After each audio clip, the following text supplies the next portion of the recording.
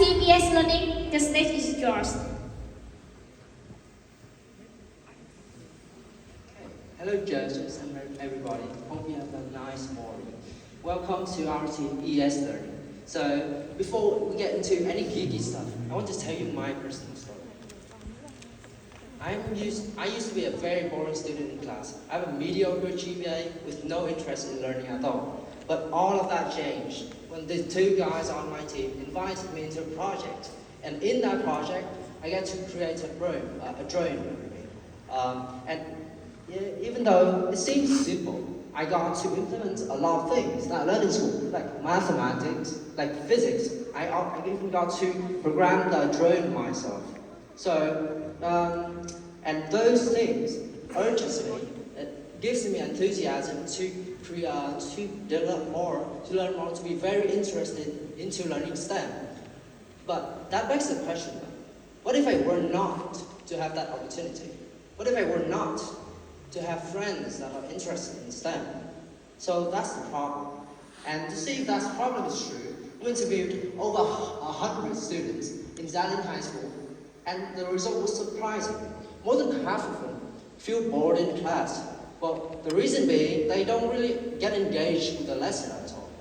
And well, that seems like a normal problem in Vietnam or something, but to us, it is very detrimental. Because the younger generation is the one who makes up the future. If they were not to be able to understand what they learn in school, the future would be nothing. So, we asked them, what would they like to do? What would they like to have to be able to understand the lesson more and engage with it? They tell me that they want a tool for them to ask the question out of curiosity. And moreover, they want to implement the theories like math, physics, programming, for example, into doing something that is actually meaningful.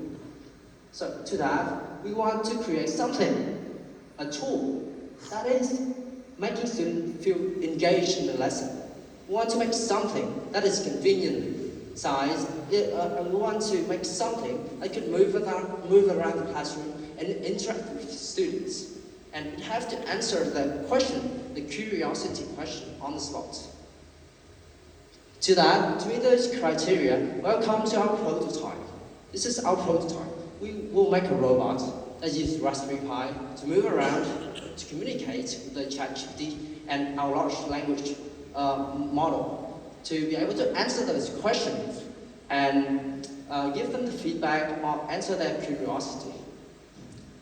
So we use ChatGPT and LLM models to give the answer to the student. We use Raspberry Pi to move the robots around, function the motors and stuff. And we also use Python. Python is a very powerful language right now, so we chose to use it for the expandability. Okay, so how it works. The process starts by the student asking the STEM bot what they want. And then our Raspberry Pi will use the voice recognition program that we programmed on it, and then use it to translate it to text, and then prompt the ChatGPT and our language model to create answer for those questions.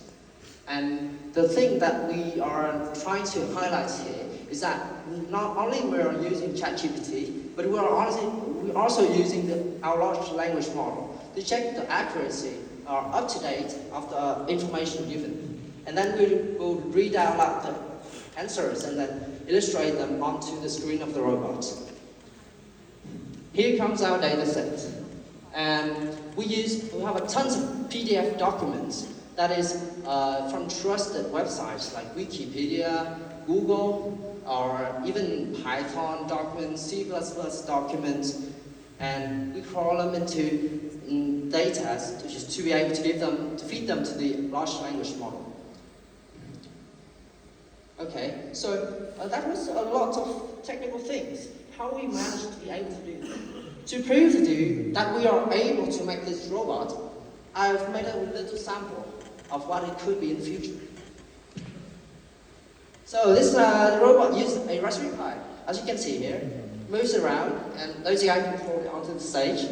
And if I display these, I will demo to you at the end of the presentation. It will show you what we read in and show you the answer, it can independently function on its own. So that's what it is.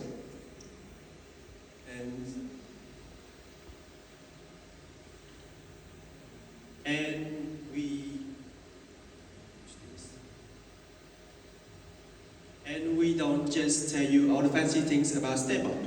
And to demonstrate the viability of StepBot, we did a research and find out that the market size is huge enough for us. And so, as you can see here, if we zoom out higher from District 1, 3, Vietnam, and to Vietnam, the market size exceeds billions of Vietnam dollars. And we calculate this based on the numbers of schools in each area, as well as the numbers of potential StepBot in each institution. And you might be wondering how we can make money from StepBot. And so we implement a subscription-based model for each institution. And we have each subscription model caters to diverse needs and budgets of each school. So we have different features ranging from software, the movable board, and also the chatbot. And we will advise each of the institutions for specific needs and also their specific budget. And like the student education pathway, we have a clear roadmap for each of our milestones. And so, as you can see here, we are currently in the phase of building the StepBot, and I know there's still a lot of rooms for the bot over there. And we expect that in the next upcoming month and the upcoming years, we can grow this business and make StepBot more popular in the future. And so these are some cool pictures that we've taken in our STEM club at Zadin. So in here, we do a lot of coding and make robots. So we understand that assistance is really important. And so in each different STEM class, we usually have only 1 or 2 instructors. But there's like lots of students, so the ratio is pretty high, and our students cannot reach out to the instructor easily. And that's urged us to create StepBot to solve this problem. And we actually figured out that StepBot is really come in handy in this STEM class. And the greatest demonstration for this is the car racing competition last year that we made. So the task for each the student is to make a robot of their own with the help of StepBot. And it is amazing to see that even non-technical students can make a robot on their own. And it's come 3 young innovators who create a STEM.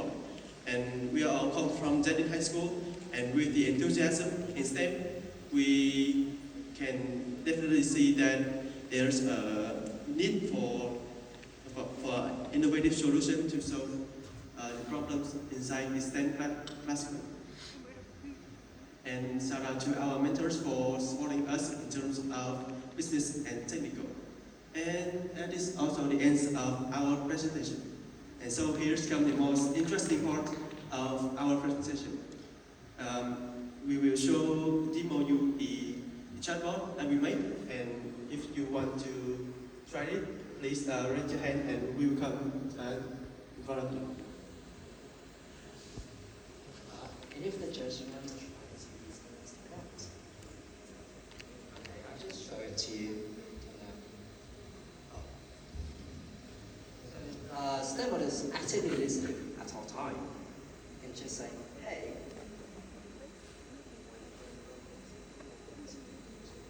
So it had to depending on what you are referring to. Could you please provide more information? Are you referring to a specific item or service? Okay, so it is actually listening for me the whole time. So, can you tell me what is a Raspberry Pi? Okay, can you tell me what is a Raspberry Pi?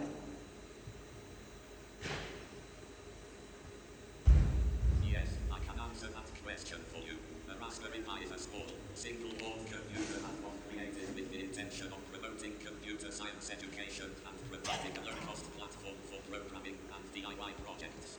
It is roughly the size of a credit card and is equipped with various components such as a microprocessor, memory, and input/output interfaces. Raspberry Pi computers can run various operating. Alright, so can you make a big applause to the team for their wonderful work and ideas so far? I cannot believe that you are just only high schoolers and then you can make a robot that can real-time answer the question like that. And I believe that this ES learning solution will be a life game changer in the education, especially a good initiative for the College of Engineering and Computer Science and VinUni, right? So please, the judge, you can ask the question to the team. Yes, please, Mr. David. Hi guys, great presentation. Question. Looking at your basic cost, it's a three-part question. One, how many STEM bots does a classroom